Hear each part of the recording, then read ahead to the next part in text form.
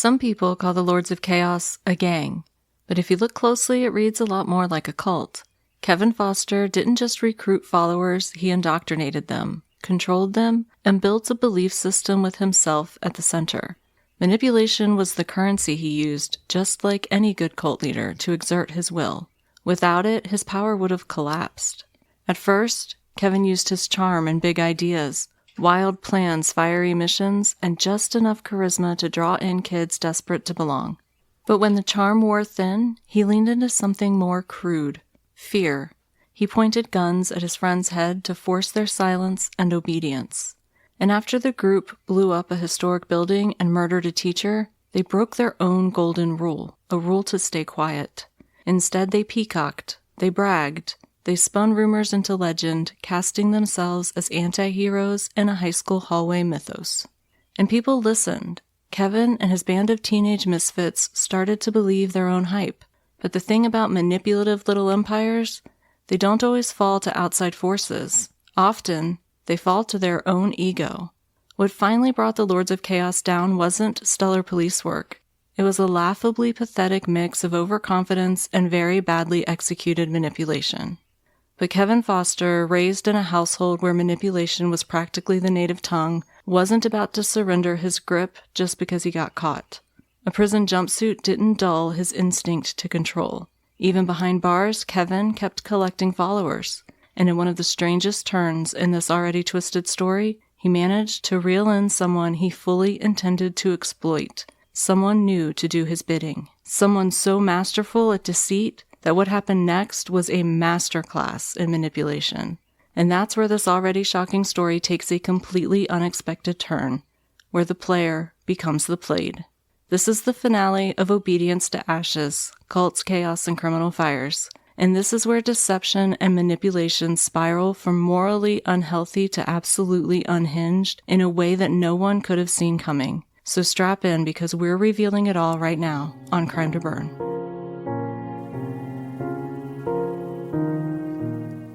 Welcome to Crime to Burn, where we explore the dark city landscape where true crime intersects with arson and criminal negligence. Join us as we sift through the ashes to bring you the story of what really happened.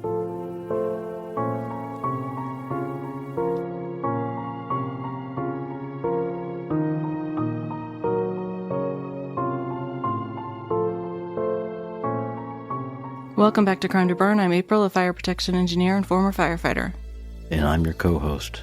They rise from the ashes of failed dreams, cloaked in charisma and cheap cologne, but I see them. I hunt the prophets of control, the messiahs of manipulation. I am the uninvited guest at their last supper. I am the cult leader's worst nightmare.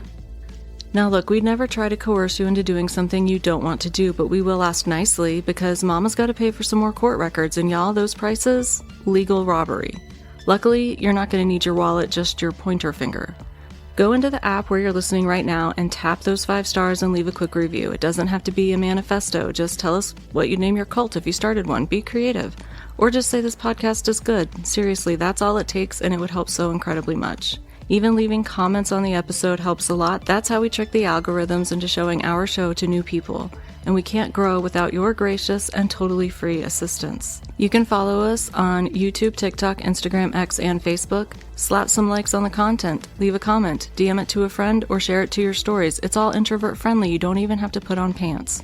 But if you do want to put on pants and see real people, you'll look fantastic doing it with a Crime to Burn shirt on. You can deck yourself out head to toe in merch from our spread shop. The link's in the show notes. And don't forget, send us your personal fire stories, case suggestions, or emotional outbursts to crimetoburn@gmail.com. Now back to Florida, where our little criminal cult gang is basking in the afterglow of blowing up a historic building and murdering a high school band director. But apparently felonies are like Chinese takeout. You're hungry for another an hour later. Instead of lying low and, not announcing themselves as teenage warlords, the Lords of Chaos were already planning their next missions. I'm saying that with air quotes. One was a robbery at the Hardee's, where Lords of Chaos members Derek and Chris both worked. The other, a full-blown massacre at Disney World on grad night, while dressed as a beloved children's character, because nothing says stealth and tactical efficiency like limiting your field of vision and range of motion inside a sweaty, oversized Goofy costume while trying to commit mass murder in the self-proclaimed happiest place on Earth, where a slice of cake can cost $22 a slice, actual price October 2024, Disney bakery menu. I looked it up, I'm not kidding. It's hard to know what's more disturbing, the fact that this was an actual plan or the fact that they really thought it would work. But like everything else in the Lords of Chaos playbook, this wasn't about logic, it was about fantasy, control, chaos, and proving to the world that they were more than bored teenagers from Fort Myers. They were a force to be feared. The problem was not getting caught meant not collecting all that cool street cred for your crimes, and that just wouldn't do.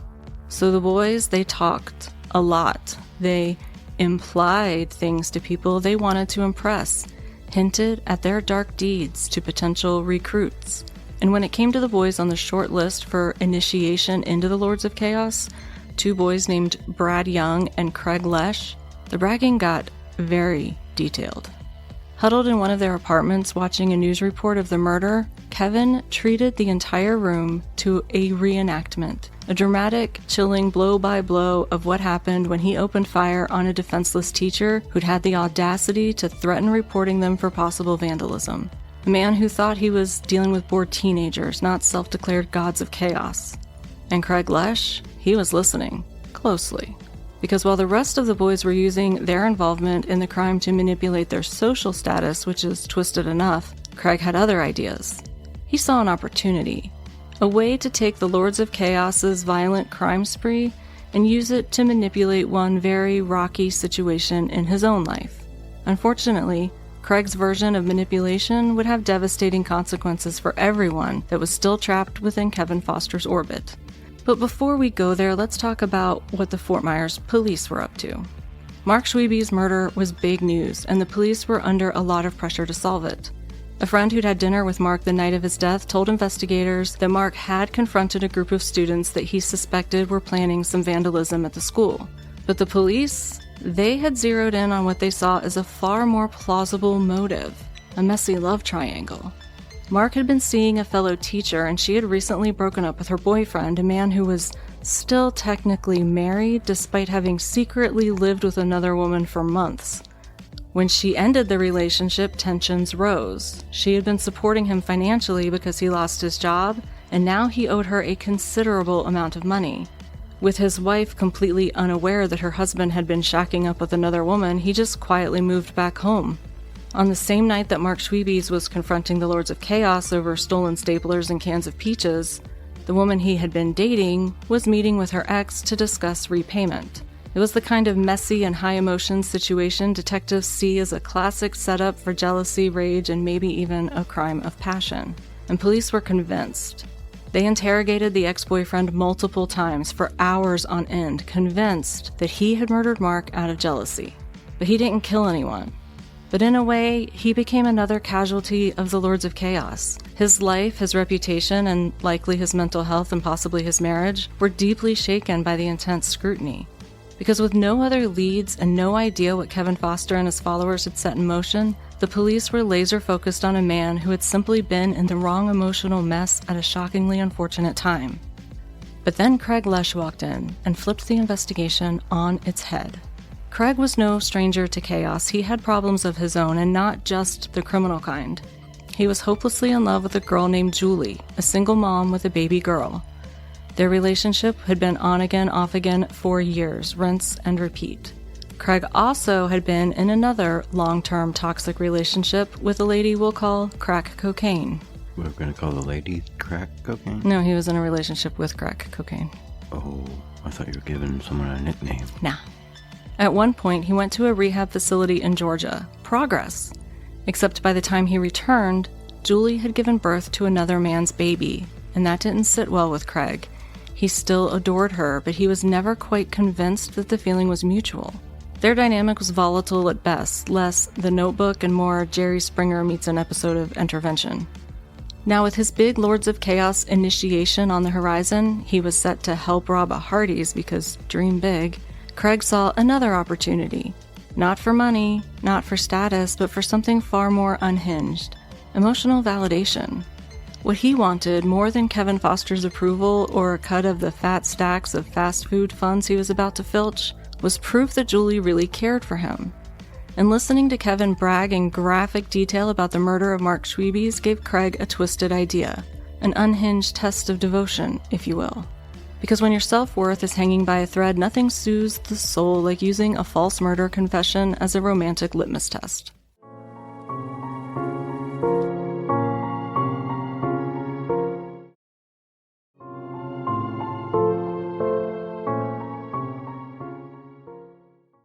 Craig bafflingly confessed to Julie that he was already a member of the Lords of Chaos, and that he was the one who had rang the doorbell to lure Mark Schwebes to the door. Thanks to Kevin's dramatic reenactments, Craig had details that hadn't been made public, making his fake confession disturbingly believable. Julie was stunned. She begged Craig to leave the group before it was too late. She even promised to move in with him if he cut ties with the Lords of Chaos. And just like that, Craig's twisted little test of loyalty had paid off. Julie cared, really cared. She was willing to uproot her life for him, and Craig was thrilled. Who needs a Hardee's robbery when you've got the promise of domestic bliss? But where Craig saw a victory lap, Julie saw something else. Lying awake at night, she kept thinking about Mark Schwebes' parents, about the raw, permanent grief that comes from losing your child to a senseless act of violence. She looked over at her own baby girl and wondered, what if it was me? What if someone took my daughter from me the way Kevin Foster had taken Mark from his mother? Suddenly, whatever affection she felt for Craig was a lot less important than justice for a grieving family. And no matter how many promises Craig made or how many half-baked robberies he bailed out on, Julie knew what she had to do. She was a mother first, and she couldn't sleep knowing that she was protecting someone who helped take away another parent's child, even if that person that she was protecting was someone she deeply cared for, maybe even loved. The next morning, May 3rd, 1996, Julie woke up with a conscience hangover. Craig's late-night confession was still bouncing around in her brain like a racquetball in a church gymnasium. So like any emotionally overloaded young woman caught between love and felony, she told her mom. And her mom? She didn't skip a beat. No drawn-out heart-to-heart, no, "We'll follow your heart, sweetie." I don't know why I gave her mom an accent. Was that Mrs. Doubtfire emerging from your... Possibly. Just a firm, "You need to call the cops." Like yesterday. Yeah, should have called them yesterday. Finally, someone in this mess of teenage delusion, murder, and cosplay-level criminal planning decided to engage in a little thing we like to call good judgment. It was, at the very least, a long overdue step in the right direction. As Julie unspooled the twisted bedtime story Craig had told her, police started to shift their attention. That steamy love triangle, once the hottest theory in town, was suddenly becoming yesterday's news. That spotlight on the innocent man was rapidly dimming, and a new cast stepped out onto the main stage, the Lords of Chaos. So far, the love triangle is sloppy and steamy. That's a disturbing triangle. Yeah. Like a fresh cow pie. Julie's story? It lined up almost too well. She recited details that the police hadn't released to the public because Craig, despite not being involved in the murder at all, had gotten the whole sordid play-by-play straight from Kevin Foster himself, complete with a dramatic reenactment in full gory detail. So no, the police weren't quite on the right trail yet, but at least they were hiking in the right forest now. And Craig Lesh? He was about to have a very bad day. Because it turns out, convincing the cops that you lied about committing a murder to emotionally manipulate your on-again, off-again girlfriend is not the kind of thing that earns you a pat on the back and a referral for couples therapy, especially when you somehow know details that were never released to the public. The cops were zeroing in on Craig as their prime suspect, and Craig was now stuck trying to reverse engineer his way out of a murder he never actually committed. It's a lot harder to walk back a lie when you've already walked the cops through the whole crime scene.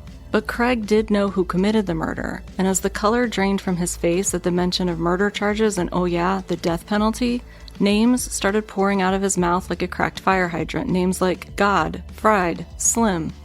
The problem? Craig knew some of their first names, but he didn't know anyone's last names. Not even Kevin's.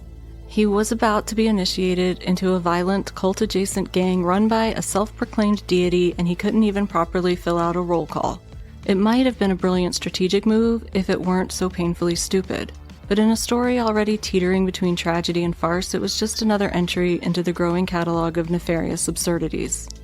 As Craig frantically proclaimed his innocence in the murder, he spilled more than just a few codenames and shaky first names. He spilled the upcoming plot. That very night, May 3rd, the Lords of Chaos were planning to rob the Hardys where Chris and Derek worked, because apparently nothing screams master criminal syndicate like knocking over a place that has your W-4 on file. It was supposed to be Craig's big initiation, a momentous occasion, his criminal coming-of-age party. But instead of a ski mask and a cut of the loot, Craig got a holding cell because that's where they put people that are detained on suspicion of murder. Would that be a crime mitzvah? Yes, exactly. A crima signora? You hit the nail on the head, baby. Nailed it. Not quite the milestone he was hoping for. His initiation would have to be rescheduled pending bail and a few more very long conversations with detectives. But the plan was simple. Simple and insane. Derek was working that night, and at a predetermined time, he'd do the most suspiciously well-timed trash run in the history of fast food. He'd unlock the back door and head towards the dumpster where Kevin, Chris, Burnett, Pete, Craig, and Brad were supposed to be lurking in the shadows like a heavily armed flash mob. The moment Derek stepped outside, they'd take him hostage, wink wink, and re-enter the restaurant with him at gunpoint. Once inside, they'd force all the employees and customers to the ground. Brad was training to be an electrician, and Kevin had roped him in because he assumed that meant Brad could disable the panic buttons. But Brad had two problems: cold feet and no idea how an alarm system actually worked. Well, hey, even Peter got cold feet. To his credit, Brad told Kevin he was out, and in a shocking departure from his usual method of putting a gun to somebody's head and demanding compliance, as he'd done with both Derek and Burnett, Kevin actually let him go. He sent Chris and Pete to drive Brad home. No threats, no ultimatums, just a courtesy ride from the cult gang like an Uber for felons. Kevin and Burnett would meet up with Chris and Pete at Brad's place after a quick stop for cigarettes. Chris would be the getaway driver, Derek would play the role of terrified hostage, an Oscar-worthy performance, I'm sure, and the rest would storm the restaurant like it was a low-budget Ocean's 11 reboot.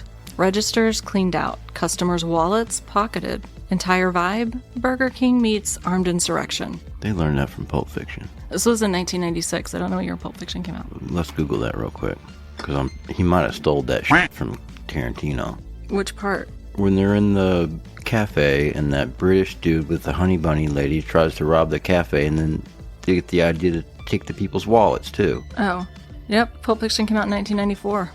Stole that from Quentin Tarantino. Oh my gosh, there's nothing worse than a warlord that can't even come up with original ideas. At least give credit when you're plagiarizing somebody's ideas.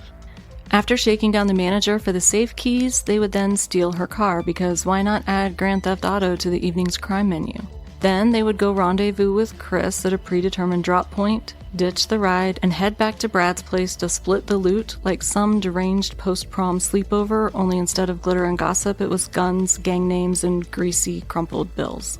Except Kevin, god of destruction and deranged ideas, had a feeling. A bad one. Burnett, who hadn't been part of the Schwebes murder, seemed a little too excited for the next big crime. It set off Kevin's spidey senses. The energy felt off.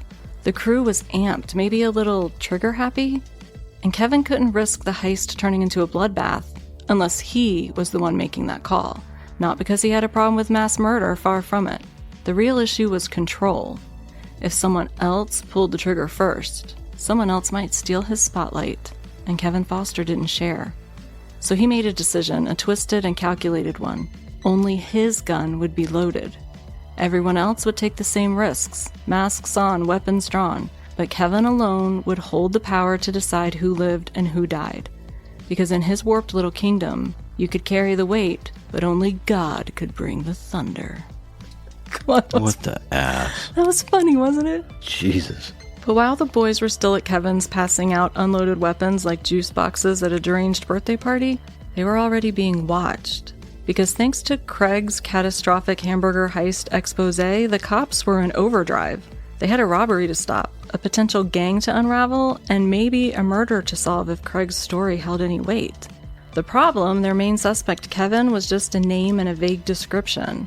A kid whose parents owned a pawn shop, not exactly CSI-level intel. They had no last name, no address. They didn't even know of a criminal record they could tie him to, just Kevin, the pawn shop kid. So what did they do? Well, they started working their connections. They brought in a detective from the Pawn Shop and Felony Warrants Division, which I didn't know the cops had a pawn shop division. Doesn't that seem crazy? Like an investigation division for pawn shops? I guess it just said... Well, think about it. That's potential black market activity or something. They brought in a detective from the Pawn Shop and Felony Warrants Division, someone who spent a lot more time around pawn shops than your average reality TV star.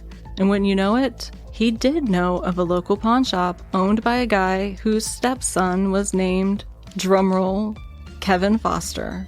The pieces were finally starting to fall into place, just in time for law enforcement to start setting their trap. There were cops watching Kevin's house, the Hardys, and just about every spot Craig had mentioned in his accidental true crime confessional. It was Fort Myers' version of Ocean's 11, except this time the crew with the plan was law enforcement, and the target was a group of delusional teenagers with nicknames like God and Fried. And in a twist so ironic it practically writes itself, Ruby, Kevin's mom, and his sister Kelly were enjoying a perfectly ordinary dinner at Perkins, the Perkins that happened to be directly across the street from the Hardys they were planning to rob. These guys have a lot of culinary variety in their town. What a blessing. At the very same time, undercover officers were posted in unmarked cars in the Perkins parking lot, staking out the restaurant for a gang of would-be fast food felons. Ruby and Kelly sipped iced tea and probably complained about the service, totally unaware that a small army of cops was waiting for their son/brother to take him in for questioning just feet away from them. But the officers weren't just posted at booths and back entrances. This wasn't some casual stakeout. They brought out everything. A swarm of unmarked cars watched all the homes the cops had connected to the gang, including Kevin's. Plainclothes officers rotated into the Hardys as patrons, and because nothing says we're not screwing around like airborne backup, they even had helicopters on standby. Because when you're hunting a self-appointed teenage god with a body count and a craving for chaos, you don't want to see how the third act unfolds. You lock down every angle and get ready for the worst.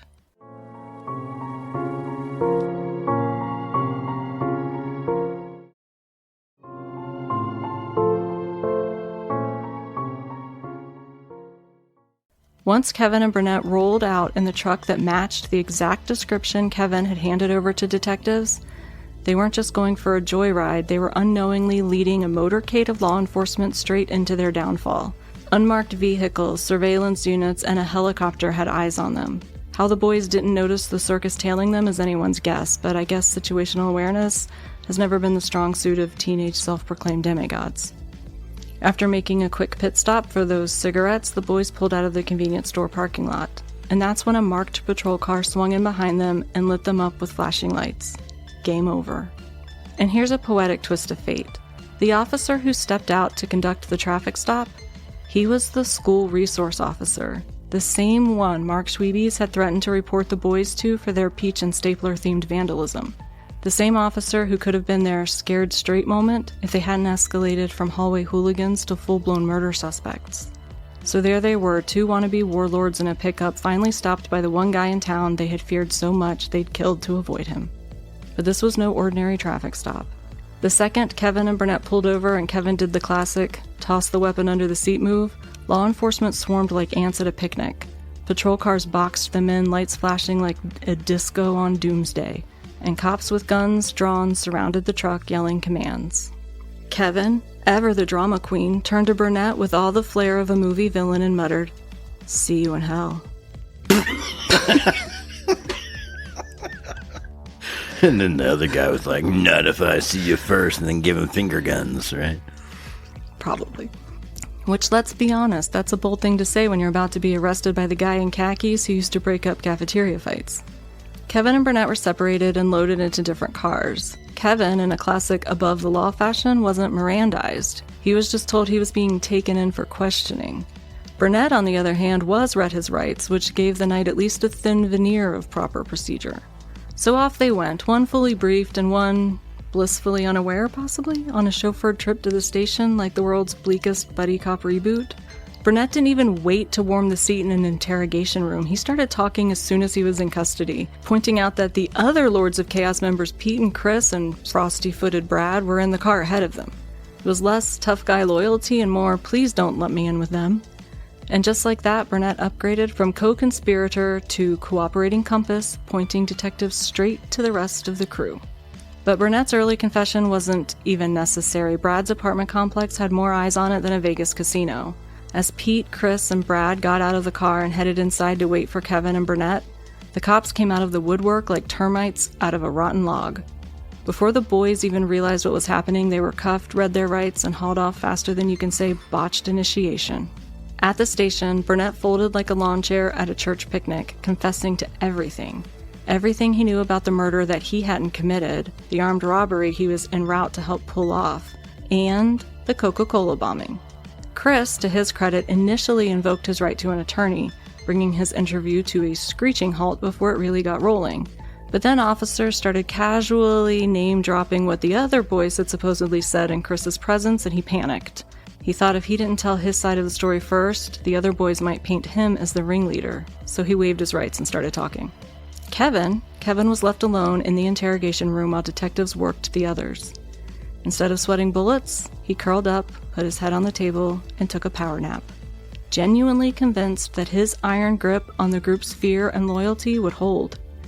After all, why would they talk? He was God, and the cops were just mortals.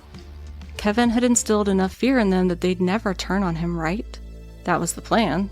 The cult of personality, the threats, the loaded gun to the head, all carefully curated to keep his minions in line, and it almost worked. They were scared, sure, but not in the way Kevin had hoped. Instead of protecting their delusional demigod, they asked the police for protection from Kevin. Meanwhile, back at the Hardys, Derek was dutifully working the register when a group of high school boys strolled in and in hushed tones asked if this was the night. You know, the robbery. Derek brushed them off with a casual, "Don't believe everything you hear," but later circled back while they were eating in the dining room and leaned in and quietly suggested they might want to get their fries to go. Because Derek knew something was coming, and more importantly, he knew Kevin. Kevin had made it crystal clear he'd be the one holding the gun to Derek's head when the crew stormed in. And whether Derek ended the night as a frightened hostage or just another casualty of Kevin's sociopathic flex, that decision was entirely up to Kevin, a fun little psychological game he was playing with Derek. And Derek, he was too far gone to walk away. He'd rung Mark Schwebes' doorbell. He'd lured a man to his death. At this point, complicity had replaced his free will. But those boys in the dining room, the ones Derek tried to warn, they weren't going anywhere. They were so eager to witness the Lords of Chaos in action that they were basically volunteering as tribute, because apparently personal safety is a small price to pay for bragging rights at Monday's lunch table. Fort Myers really that boring? Unfortunately for the teenage thrill-seekers and Hardys, they didn't get to witness the greasy, gun-toting spectacle they'd signed up for. There was no dramatic stick-up, no shouting, no slow-motion dive behind the milkshake machine. Instead, a police officer strolled into the restaurant, had a quiet word with the manager in the office, calmly walked back out, and arrested Derek. No fireworks, no fast food felonies, just one very nervous teenage conspirator being hauled out of the fry pit and into custody, on his way to join the rest of the gang down at the station where the Lords of Chaos were already spilling their guts like discount ketchup packets. And Kevin, he was still getting his beauty sleep. Gotta look good for those inevitable mugshots. By the time detectives finally circled back to Kevin, they weren't casting lines. They had the whole story, hook, line, sinker, and a couple of flaming Jeep Cherokees. Burnett had sung like a canary on Red Bull, and the rest of the crew had confirmed every chaotic detail. The coke plant bombing, the diner robbery, the stolen cars, the torched SUVs, the murder. They tried to get Kevin to talk, but he clammed up tighter than a Tupperware lid fresh out of the dishwasher. Not a word, no bravado, no denial, just silence and maybe a hint of smugness. Like he still believed he could outmaneuver murder charges with a smirk and a dramatic pause. Meanwhile, back at the Foster residence, Ruby was crafting her own narrative. When she arrived home to find the police hauling her son's belongings out the front door and heard the words murder investigation, she jumped to the worst conclusion: Kevin must be dead. When officers clarified that Kevin was the suspect and not the victim, she didn't flinch. He'd been framed, she insisted, set up by those other boys. Apparently denial is hereditary. Ultimately, the boys racked up a staggering 78 charges between them. For the first-degree murder of Mark Schwebes, they were all staring down life in prison without the possibility of parole as the best possible outcome. The other end of the spectrum was the death penalty. One by one, each of them took plea deals, trading testimony for a shot at avoiding a possible death sentence. All except Kevin. Kevin wanted the spotlight. He took his case to trial confident in his ability to outmaneuver the justice system just as he had manipulated his friends. But when the courtroom lights came on, his army of loyal followers turned into a parade of prosecution witnesses. One by one, they took the stand, not to defend him, but to bury him. And when it was the defense's turn, Ruby took the stand, full of fire and certainty. Her son, she insisted, had been home with her the night of the murder. He couldn't have been anywhere else. The problem is, Pete's mom also took the stand, and she testified that Ruby had called her after the arrest, trying to collude, to coordinate their stories and to fabricate an alibi for Pete and Kevin. Turns out one mom was willing to drown in delusion to protect her son, but Pete's mom, she was made of different stuff. The kind of stuff that does the right thing even when it rips you in half. Because love doesn't always mean covering for your kid, it means raising your hand, telling the truth, and hoping that somewhere in the wreckage there might still be some shreds of redemption. Chris Black and Derek Shields, two of the boys directly involved in the murder of Mark Schwebes, received life without the possibility of parole. They had been part of Mark's execution team, and the court made sure they paid a hefty price for their crimes, but spared them of the death penalty. Pete Magnotti received life with the possibility of parole. Chris Burnett, who wasn't there for the murder but had been all in on the Hardee's robbery, the coke plant bombing thanks to Kevin's promise to shoot him in the head if he didn't cooperate, and several car thefts, got what might be the lightest sentence in the whole circus, because he was the first to flip, and because he pled the bombing and theft charges down. Burnett scored weekend jail for 2 years, 10 years probation, 100 hours of community service, restitution, and a deal that required him to testify against Kevin, waive all rights to an appeal, and pass a polygraph, which he did. Weekend jail? Like he had to go to jail just on weekends. It's wild, right? If you're a dangerous person, why be let out at all? Yeah. If you're not a dangerous person, why be made to stay? When the system does stuff like that, it seems more like a punitive, disgruntled parent than an actual person with intellect that's supposed to be representing the justice system. Yeah. Tom, who had also turned state's witness, received 1 year in jail, 10 years probation, 100 hours of community service, and restitution. Not exactly a slap on the wrist, but far from the electric chair. Craig Lesh, our chaotic Cupid who lied his way into a confession and accidentally cracked the case, walked away with no charges, and his frosty-footed sidekick Brad also escaped prosecution. But Kevin Foster, Kevin's courtroom charisma didn't land quite the way his cult leader swagger did in the high school hallways. You can't manipulate a jury with a glare and a god complex, especially not when your mother's alibi for you is publicly dismantled by Mrs. Magnotti. The verdict? Guilty. The sentence? Death by lethal injection. Turns out even self-proclaimed deities can be brought down by due process. And Kevin? Oh, he was big mad. The kind of mad that inspires bold, ridiculous, absolutely deranged decisions. Why is he so upset? He's just going to come back 3 days later, right? No big deal. Well, his friends turned on him and he wanted revenge. Because here's the thing. You might assume getting sentenced to death would slow a guy down. Not Kevin Foster, he wasn't done. Turns out death row is just the next stop on the Kevin Foster Chaos Tour. So grab a snack, say a prayer, and buckle up, because this next part of the story is somehow even wilder than everything you've heard so far.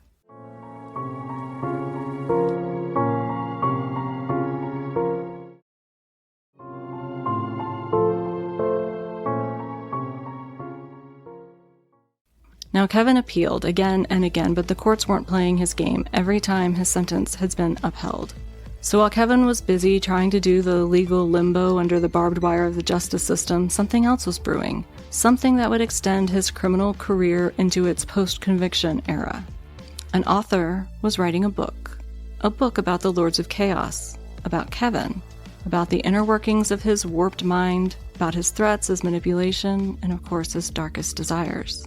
And let's be real, this isn't the kind of dirt you can dig up from a few interviews in a Google search. If you wanted Kevin Foster to open up, you couldn't just send a questionnaire and hope for the best.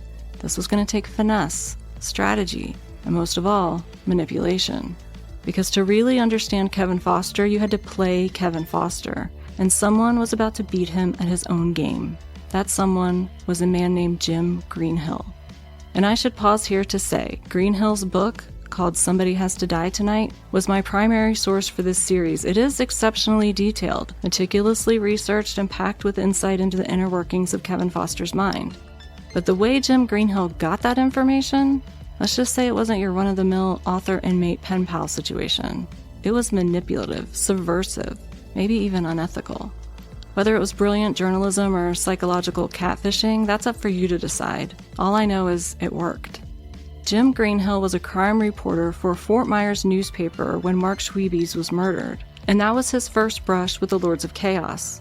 But unlike most journalists who covered the story and moved on, Greenhill didn't just see a teenage murderer in Kevin Foster, he saw something more familiar. According to Greenhill, there were echoes of his own past in Kevin's twisted path. Similar traumas, parallel pain, the kind of childhood darkness that either detonates quietly or burns the whole damn house down. In fact, Greenhill claimed that if his life had taken just slightly different turns, he could have been Kevin Foster. Dude, honestly, me too. Or that's what he said. Jim knew he had to get closer to Kevin. He had to make the boy talk. So he reached out to the teenaged egomaniac turned death row inmate and told him exactly what he wanted to hear. "I'm fascinated by your case. I want to write a book." It was like dangling a mirror in front of a narcissist. Kevin couldn't resist. Flattery? Check. A spotlight? Check. A captive audience with a pen and a publishing deal? Check. Kevin was all in. He started writing back, and not just surface-level niceties. This wasn't, "Dear Jim, prison is so boring." No, Kevin opened the floodgates, ideologies, fantasies, threats, and all the grandiose nonsense that had once made him think that he could be God. Because nothing makes a budding cult leader feel more alive than knowing someone out there thinks his story's worth printing, even if it's in black and white on a page soaked with red flags. But Jim, he wasn't just dangling a carrot-shaped book deal. He was laying a trap with literary bait and psychological cheese. Calculated, deliberate, and playing the long game, Jim didn't present himself as just another crime writer. He slowly built a friendship with Kevin. Not the transactional, interview your subject and leave kind, but the intimate kind. This episode is brought to you by Psychological Cheese, made in Wisconsin. The kind that makes people drop their masks. Jim began revealing parts of himself, too. He told Kevin that he related to his story, that he understood him, that maybe, just maybe, there were parts of Kevin he was seeing in himself. And that was Kevin Foster catnip. Because Kevin's favorite pastime, besides arson and ego-fueled power trips, was manipulation. And if he could collect a new follower from behind bars, even better. A follower with a pen, a platform, and a publisher? Well, that was a jackpot. Jim began writing letters that oozed empathy for Kevin's twisted worldview. He wasn't just asking about the crimes, he was peeling back the layers, prodding the darkest corners of Kevin's mind. He asked Kevin how it felt to kill, what it did to him emotionally, psychologically, even sexually.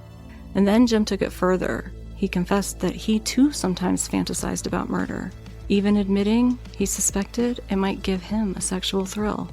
Ew, dude. To Kevin, this wasn't just a confession, it was an opportunity. Here was someone who got it, someone who not only understood Kevin's darkness, but seemed eager to explore his own.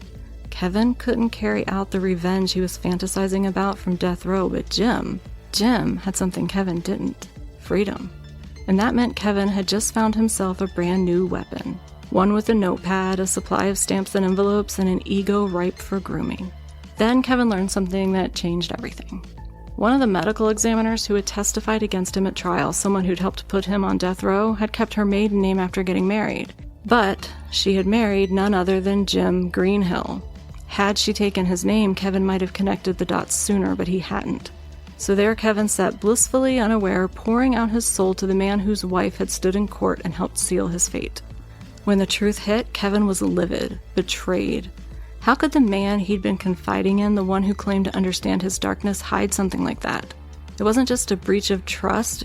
In Kevin's twisted mind, it was treason. Jim was contrite, groveling even, admitting that keeping his wife's identity a secret had been wrong. But then he pivoted, spinning Kevin a soap opera-worthy tale of his loveless marriage. According to Jim, his wife was cold, domineering, and impossible to please. He was trapped, he said, ensnared in a web of misery with no scissors in sight. Then he confided intimate details about his marriage and bared his soul, begging Kevin for forgiveness. And there it was, the narcissist's crack cocaine, a person riddled with guilt, desperate to make things right. someone Kevin could mold, guilt trip, and puppeteer into closing the emotional distance with servitude. The trap was set, the bait was shame, and Jim Greenhill was about to step right into Kevin Foster's spiderweb. And when Kevin decided that their twisted little friendship was finally rock solid, he made his move. The boys who had testified against him, they needed to pay. Jim had already confessed to violent fantasies, so murder wasn't off the table, at least in theory. Ruby, ever the supportive and delusional mom, had access to unregistered weapons through her pawnshop connections. Jim had no motive, no criminal record, and no connection to the victims beyond a few harmless interviews. Police would never suspect a thing. It was, in Kevin's mind, the perfect crime. All it needed was one willing puppet, and Kevin was confident that he had pulled all the right strings. Kevin set the plan in motion. Ruby and Jim met in person because nothing says murder conspiracy like your mom handing a gun to your pen pal. Ruby gave Jim a weapon and a necklace, one Kevin insisted he wear during each kill. It was a calling card, a twisted token of recognition. Kevin wanted the boys to see it, to recognize it, and to know who exactly had sent their executioner.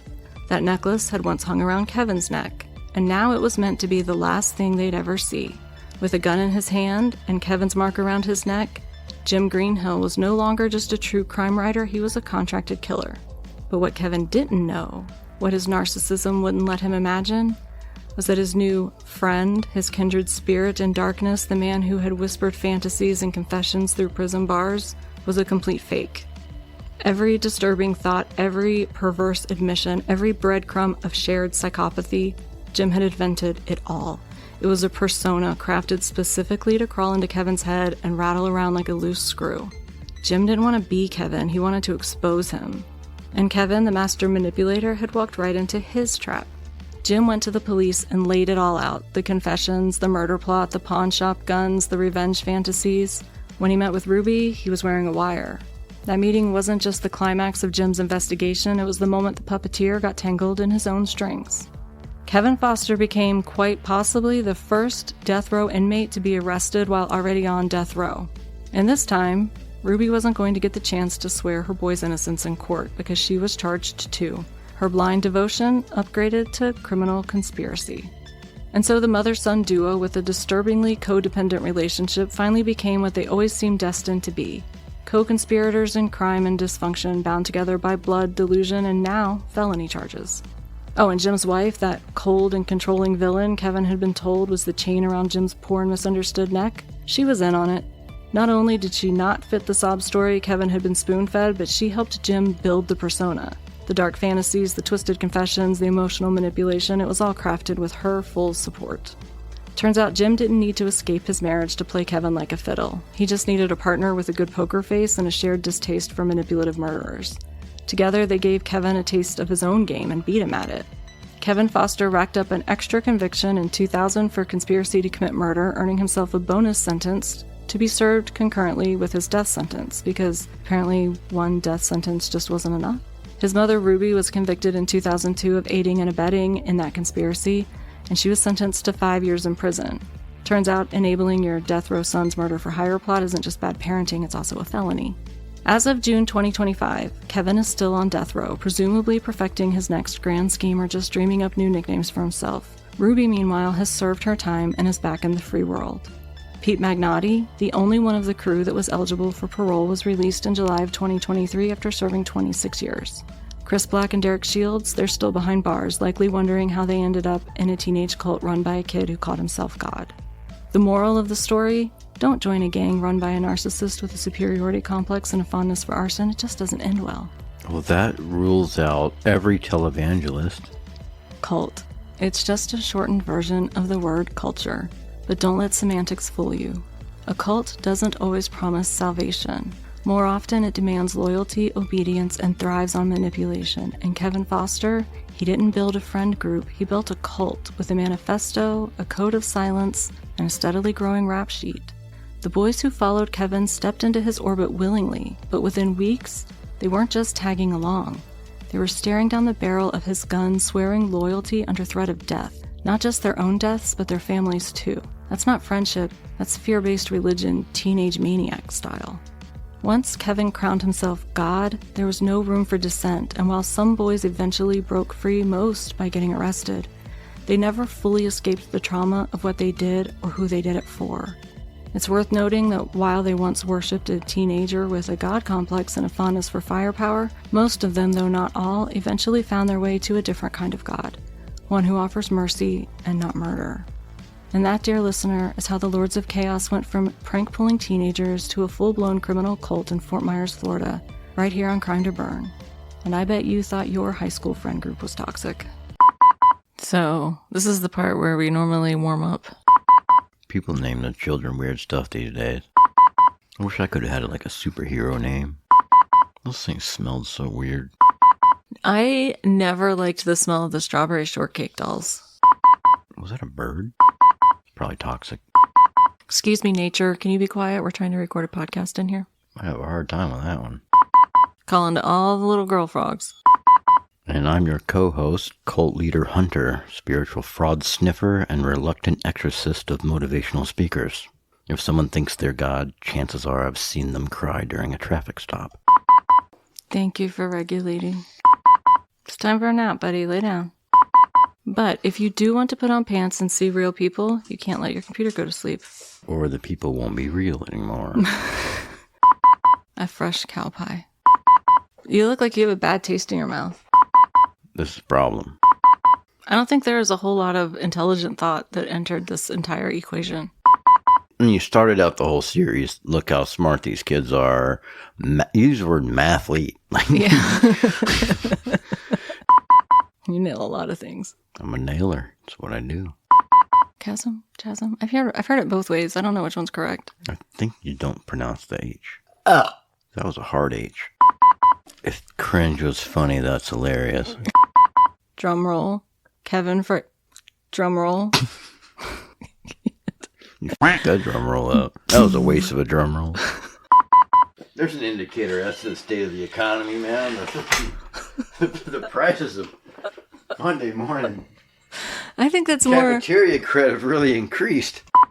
Why would you have a landlocked fort in Florida? Main Street. What is this Main Street? Mm-hmm. We're not in Maine.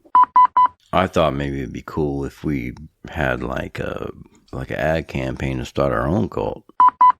Greetings, beings of lesser awareness. I am Steve, supreme light vessel of the once and future now. You may feel a strange warmth in your chest. That's not love. That's me gently activating your Steve gland. Many ask, Steve, are you God? And I say, no, I am better. I am aware that I'm God. Join us on the infinite path of me, where your individuality is respected right up until it conflicts with mine. Let me save you from yourselves, because honestly, you've made a mess of things. Enlightenment is just one non-refundable payment away. Ascend, transcend, accept Steve into your bank account, I mean your heart. Are you tired of free will? Exhausted from thinking your own thoughts? Sick of being just a you when you could be a me? Introducing the infinite path of me. Founded by Supreme Light Vessel Steve, who recently remembered he's God and would like you to get on board. The infinite path of me is your one-way ticket to transcendental obedience, ego worship, and a highly questionable snack ritual. At the infinite path of me, we don't believe in coincidence, unless it makes Steve look cool. Stop being you. Start being Steve. But that's not all. If you join the next 6 minutes, Steve will personally misremember your name and assign you a more spiritually relevant one, like Glorb or Me Too. Don't wait. Your meaningless identity won't dissolve itself. I don't want to be Glorb. You're more popular than me. Popular. But that's not true. You're gonna be popular. Well. And I'm gonna be Glorb. You're just a couple of moonlight rituals away from being Glorb. All hail Steve. Steve is gonna do things. Alright, let me know when Steve's ready to go. Hold on, I gotta summon Steve. Free ham and cheese sandwiches. Free ham and cheese sandwiches. I've never been good at summoning deities. Just lesser imps and minions. There's a knack to it, you know. You don't just wake up one day and summon a deity and put one foot on the ground and the other up a deity's ass. You don't just pack a light lunch if you're going to summon a deity. Mm-mm. Want some protein? Probably a good opportunity to carb load. Received 1 yield. 1 yield? Received one. Only 1 yield? No. I was promised at least 4 yields. Jim had something Kevin didn't. A wiener? You just threw a lot of words out. Like, they weren't like having church services or anything, but he should have joined the wrestling team or something.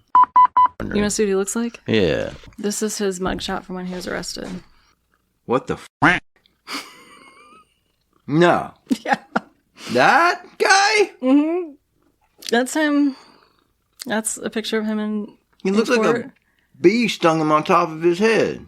Yeah, and this is the picture that the press all what showed the around. Is that? Why is one eye so much lower than the other one? I don't know.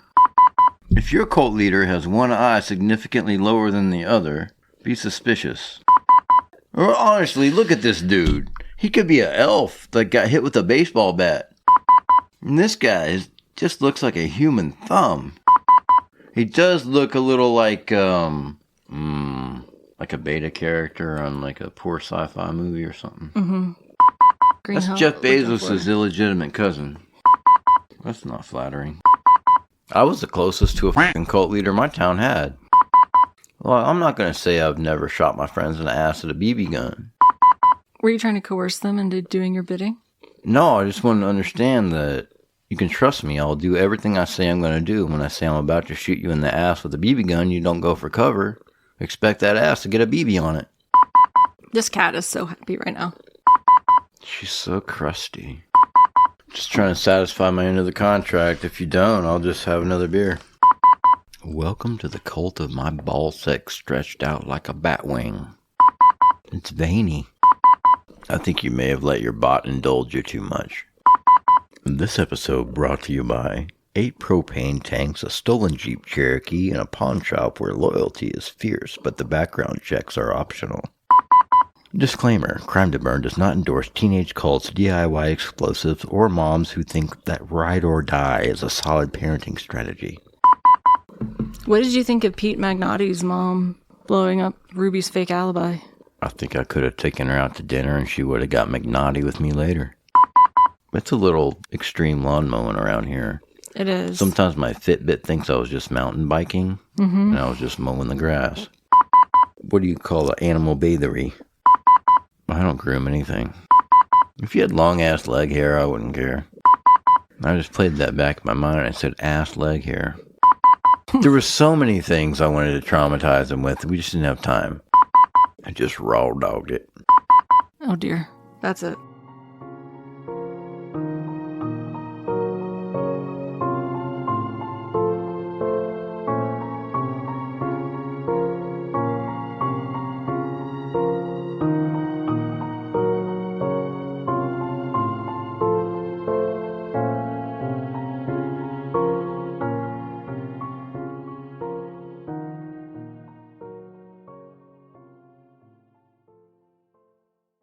Love a good mystery that leaves you wanting more?